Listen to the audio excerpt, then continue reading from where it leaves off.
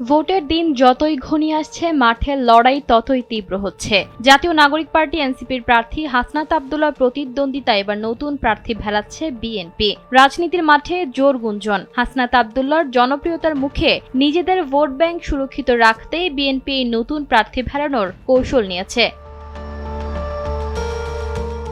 কুমিল্লা ৪ আসনে বিএনপি মনোনীত প্রার্থী ইঞ্জিনিয়ার মঞ্জুরুল হাসান মুন্সির মনোনয়ন বাতিল করে নির্বাচন কমিশন। ফলে এই আসনে বিএনপির কোনো প্রার্থী নেই।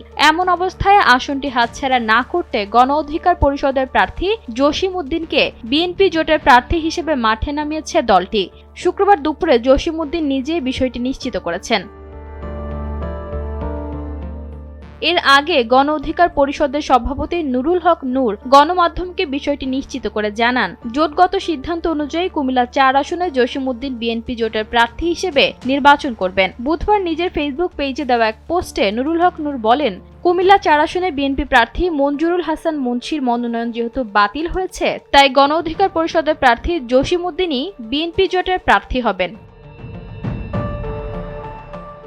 বিএনপি প্রার্থী মনোনয়ন বাতিলের পর হাসনাত আব্দুল্লাহর বিজয়ের পথ খুলে গেছে বলে ধারণা করা হচ্ছিল। তবে কুমিল্লা ৪ আসনে বিএনপি নেতাকর্মীদের দাবি, ইঞ্জিনিয়ার মঞ্জুরুল হাসান মুন্সি আইনি প্রক্রিয়ার মাধ্যমে প্রার্থিতা ফিরে পাবেন। আগামী সোমবার তার প্রার্থিতা নিয়ে আপিল শুনানি হয়েছে। এই আসনে জামায়াত ইসলামী নেতৃত্বাধীন 10 দলীয় জোটের মনোনীত প্রার্থী এবং জাতীয় নাগরিক পার্টির দক্ষিণাঞ্চলের মুখ্য সংগঠক হাসনাত আব্দুল্লাহ সহ মোট 5 প্রার্থীকে প্রতীক বরাদ্দ দেওয়া হয়েছে।